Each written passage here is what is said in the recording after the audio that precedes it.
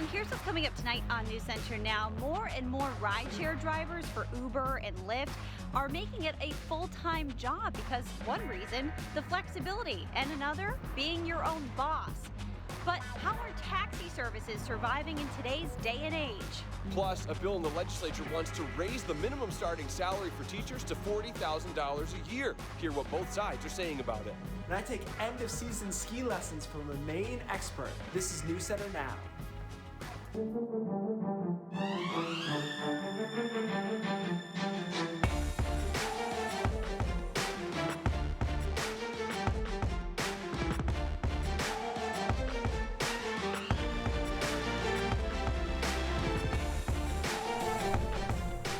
Maine students could soon have a better understanding of the relationship between physical and mental health.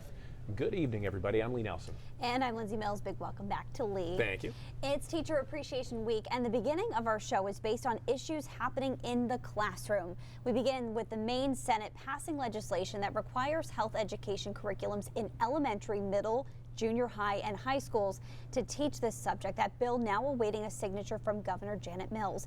Here to talk more with us today about this subject is May LaRue from NAMI, Maine. May, thank you so much for being with us today. Of course. Thank you for having me. This is something that you are very familiar with. You just came fresh from teaching one of these classes in Brunswick today. Yes. What is the importance of mental health curriculum as young as elementary school? Yeah, so we're seeing the age of onset for anxiety disorders down to the age of 7. So we need to be having these important conversations about mental health and how kids can find mental wellness very early on. So we need to be fostering these environments where kids feel like they can be open and honest about the pain that they're experiencing so they can receive the help that they need. Because we know that early intervention is key. The earlier somebody's connected to the support that they need, the better their outcomes are later in life.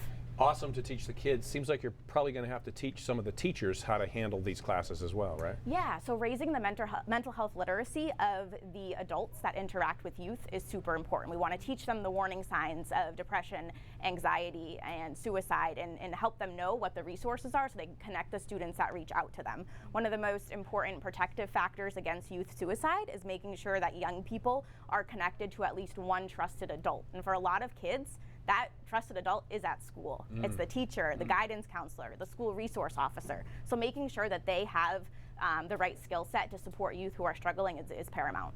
Sure, and we were talking today with some parents who were in the newsroom, parents of South Portland high school students who actually have gone through similar curriculum already where they've implemented it.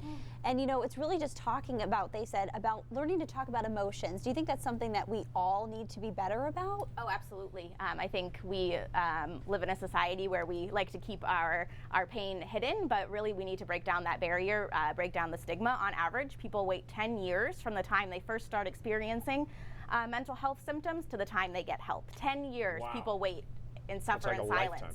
So we need to break down those barriers. Wow. Wow, May, thank you so May, much for being with us today. Of course. That was great. All right, let's turn our attention to the weather. Keith is here, and I'm just seeing him fresh-faced for the first time since I'm back. Looking good, Keith. What do you think? You felt my face. I did. It's very smooth. It says workplace appropriate typically. Yeah, you know, I think we did a pulse poll on Monday. We settled it. Okay, and? Actually, I 53% grow it back. But it was amazing how it was like pretty dead center. Okay, It yeah. was. You know, Yeah. A Maybe deep just on divide. one side. Yeah, I think that's a fair comment. Two-faced Harvey Dent kind of thing. Yeah. Today was beautiful. We got into the low 60s over southern Maine. 40s though in Greenville and 48 in Caribou as well. The air mass wasn't really that warm. So even with the sun, our temperatures just at or a little bit below average. But the visible satellite tells the real story of the day, which was it was just a beautiful day, and the sun angle this time of the year is very, very strong. So if it was 60 and you had the sun, it felt like 65, 66, and that's kind of what made the day even nicer. Check this out though, guys. Even though it's mild today, tonight we've got some freeze warnings for the coastline along southern coastal Maine into the mid-coast. Now keep in mind, it's going to be just as cold, if not colder, inland. But these freeze warnings are triggered by what the growing season starts. So it's considered already started here, but not started inland in the mountains, so they didn't issue a freeze warning. So cold tonight, temperatures into the 30s, even a few 20s, possible by early tomorrow morning. Tomorrow, though, a pretty nice day. Sunny through most of the day and not clouding up until late afternoon. Guys, can't think of the last time we strung together almost 2 days of sunshine. I know, right? I think it was 1946. That was the year. Yeah, it was a good year. Yes, it was. Awesome. Keith, thank you, sir. We'll talk to you again in a bit. Raising pay for teachers. That's one part of a bill in the legislature. Already has support from both the House and Senate. Yeah, the bill would raise the minimum salary from $30,000 up to $40,000 beginning with the 2020-21 school year. Chris Costa's here now to explain this kind of multi-layered bill, how it's all going to work. Hey, Chris. Hey, Lee and Lindsay. Yeah, in addition to the salary increase, the bill would also expand the training student teachers get before getting full-time jobs. It also enhances the mentoring and support systems for teachers. The most eye-catching part, though, is the salary bump, and teachers say that pay increase ultimately trickles down to the kids they teach. Is the drawers, the lamps. Every year, first grade teacher Chelsea Crane dips into her wallet to pay for her classroom supplies. But I bought these bookshelves. Those are more like $30 a piece. She's just like teachers across the state, and she thinks increasing teachers' minimum pay to $40,000 a year is a no-brainer. I'm in the job because it's rewarding, it's good for my heart, it makes me happy, but the salary, it's tight. Biddeford superintendent says the minimum salary for teachers like Chelsea is already close to $40,000. But in towns like Exeter, where she grew up, the Maine Education Association reports the minimum is just over $32,000 for certified teachers with a bachelor's degree. It would go a long way towards addressing the educator shortage that we've been seeing for some time that's growing and reaching crisis proportions. In some cases, you would already say it's a crisis. And teachers are taking out credit cards and they're doing it that way because it's the only way they can afford it. They put their classroom kids, sometimes they have to put it before their own kids. So what color shirt does Minecraft wear? Critics worry about how the salaries would be funded and higher taxes. The bill has the state funding salaries through the school funding formula for the first year, then tapering down state funding by 33% each following year. No, it's hard to see that come out of your taxes, to see it come out of all of that, but we need it. We need it to support our kids. We need it to support our teachers. And by supporting your teachers, you're supporting your kids. The bill still needs to go through another Senate vote before heading to the Appropriations Committee, so Lee and Lindsay, still a little bit of time before this bill would actually become a law if it does so. Got it. Edging ever closer, though. Yep. All right, Chris, thank you very much. All right, we're going to take a break, but coming up, Google is giving users more control on how long their information is stored on their platforms. I'll tell you about that. And Maine's drivers for hire, what's down the road for their changing industry. More rideshare drivers are making it a full-time job while taxi drivers are stepping up their game. We're back, and this is just in. The House Judiciary Committee has voted to hold U.S. Attorney General William Barr in contempt of Congress. It's going to be a big story throughout the evening, and tomorrow we're going to have more details coming up in the next half hour. Google is rolling out a new feature this week that allows its users to enable limits on how long Google can save your data and other information it collects from online and app activity. Yeah, until now, users had to manually delete this stuff or turn it off entirely. But now you can tell Google to automatically delete personal info after 3 months or after 18 months, and it will automatically delete it on a rolling basis. The auto-delete controls will also apply to location history.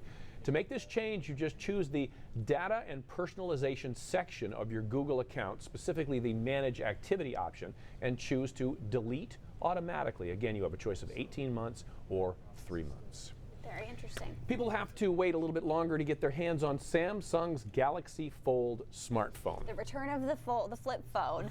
The company has not yet confirmed a shipping date for the much anticipated foldable phone. The Galaxy Fold was set to be released last month, but postponed due to the device's failures in some test versions. Samsung says it's working to strengthen the display protection, and it will automatically cancel all orders if it can't make a fix by the May 31st. And if pre-order customers don't confirm they still want one, anyone who has pre-ordered the phone will not be charged until that phone actually ships.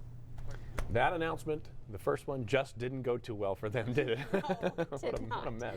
Deja vu. Walmart has a new service just out for our furry friends. Walmart is launching its first ever online pharmacy for pets. Customers can buy prescription pet medications at walmartpetrx.com Walmart is working directly with veterinarians to fill prescriptions from more than 300 brands for dogs and cats and horses and other livestock. But for those who need to get the pet medication right away, Walmart pharmacies will soon stock the top 30 most requested pet meds in the stores, too. Oh, it's so sweet, those pictures of those sweet babies. Amazon Go opening its first store in New York City, and notably, the cashier-free store is accepting cash. At other Amazon Go stores, customers can only purchase items through an app that links to a credit card or an Amazon account.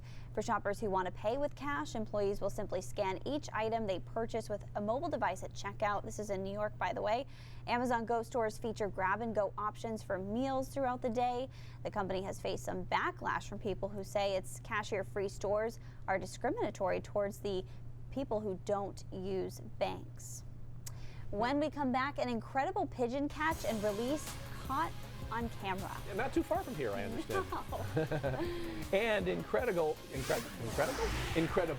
would be a great word to describe today's weather, and prop to describe teeth, too.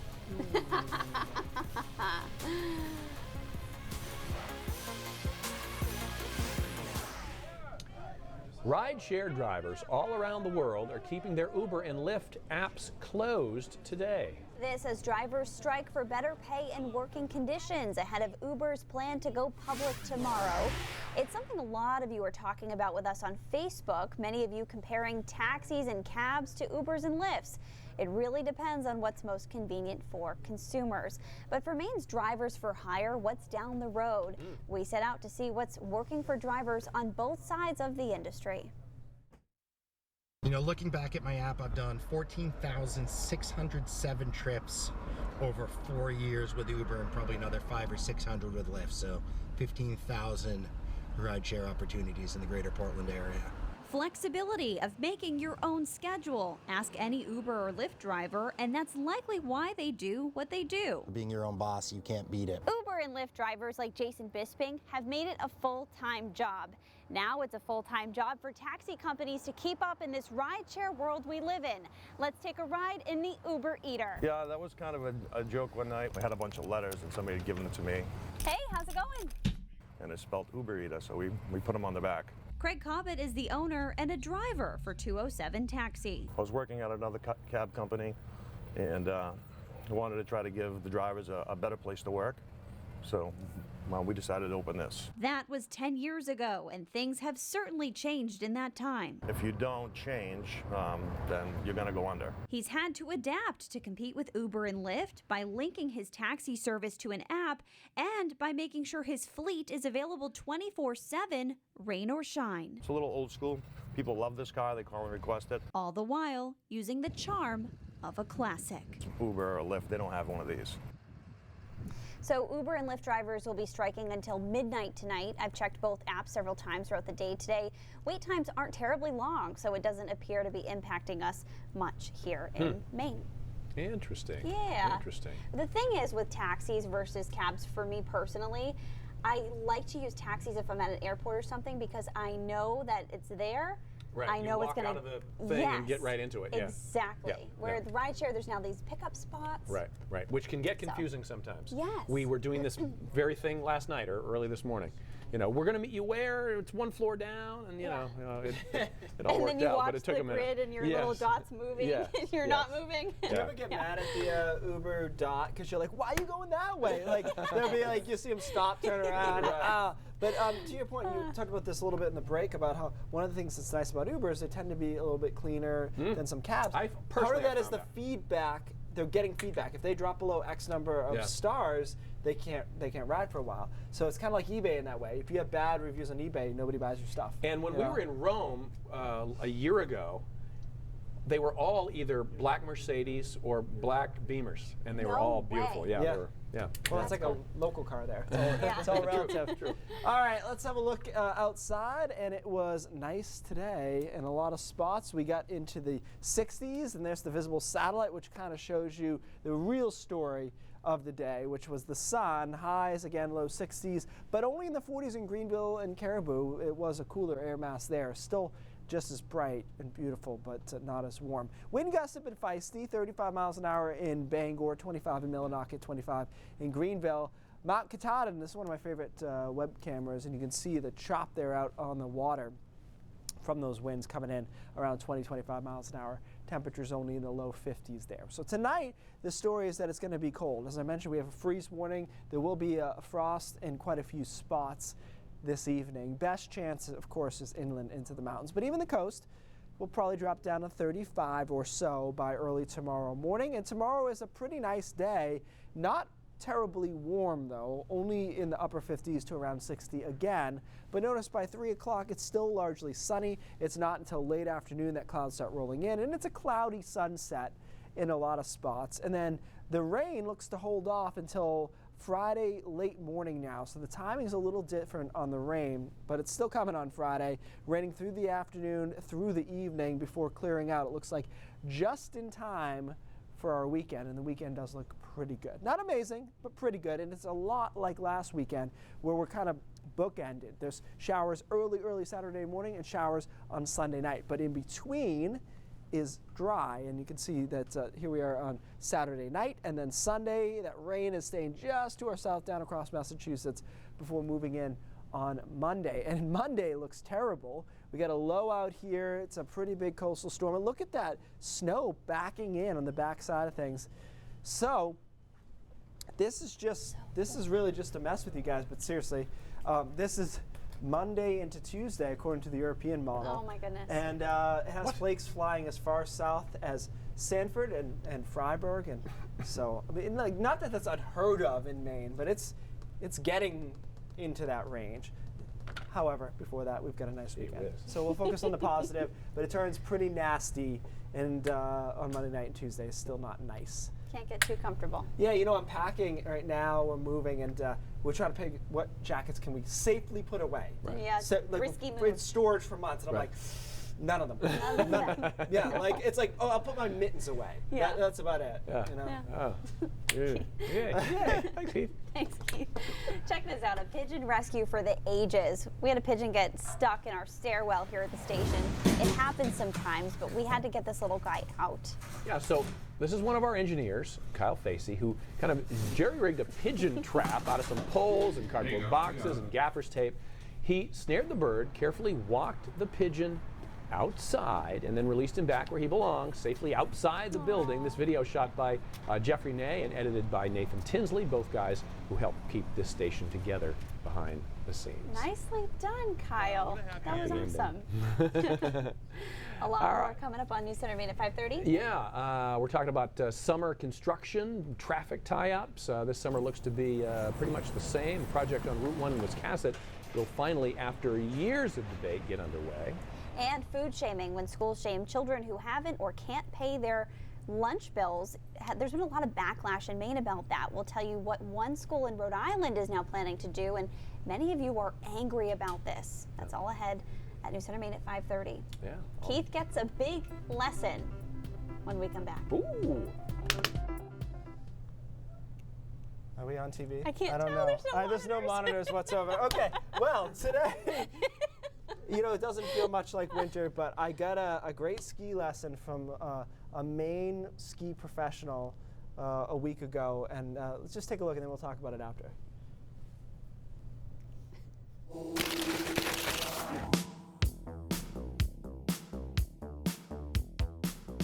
I don't use snow pants or any of that. I mean, basically it's like whatever you're wearing that day. You know, I don't change it up to go skiing. I Keith Cass and Gold Pass. And you might want to think about getting a hockey helmet, because I mean, them Bruins, they can take jolts to the head like no other. And they're all wide and short, and you want something like this. These race cars right here, they're freaking skinny. That way when it's a powder day, it's way deeper, and you can really lay into the turn. These things look like wet noodles or something, I don't know. Yeah, so I'm trying to learn from Donnie because he's a true professional, you know. Never seen someone with the grace on skis that he has, the technique that he has. Unbelievable, you know. Poetry, really.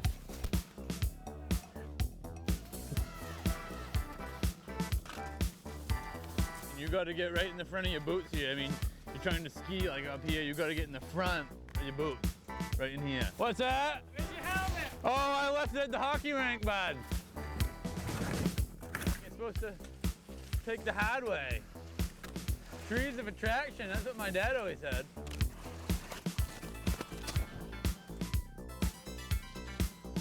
Hey Bob, get in the front of your boot. Friggin' right.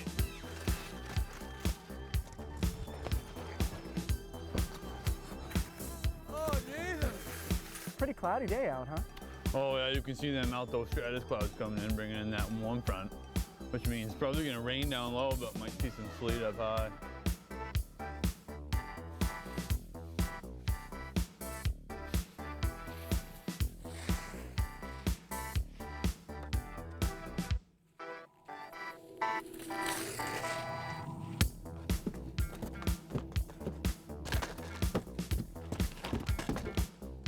Jesus.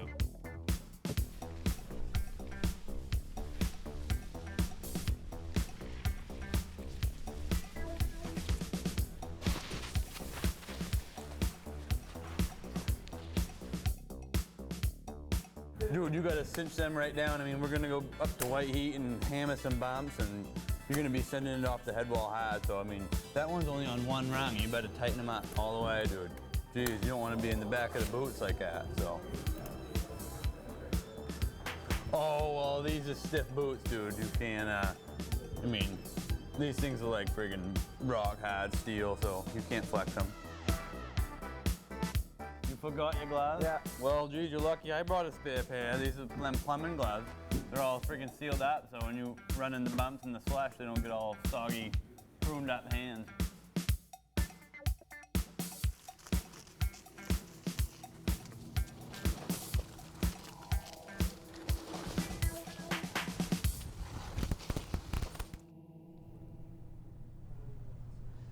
Okay, so in case you were wondering, you have to be a really good skier to ski that poorly. So that Donnie Pelletier is Troy Murphy, who's an Olympic skier. He skis moguls. That's his thing, and he's got this alter ego. It's just a lot of fun. Yeah. He lives out in Utah now, and this whole pseudo thing has taken on its own life. But I had a good time out there. When Nobody he got hurt. wiped out a couple times, Yeah. I mean, I was so surprised. What's the term? He didn't yard sail when all your stuff goes everywhere? So the better skier you are, the tighter your bindings are, so that your skis don't pop off quite as easily like that. So he's probably got them pretty jacked up. But it was a good time, and I could never ski like that and not get hurt. So don't do it. Don't try it. Don't try it at home. News Center Main at 5:30 starts right now.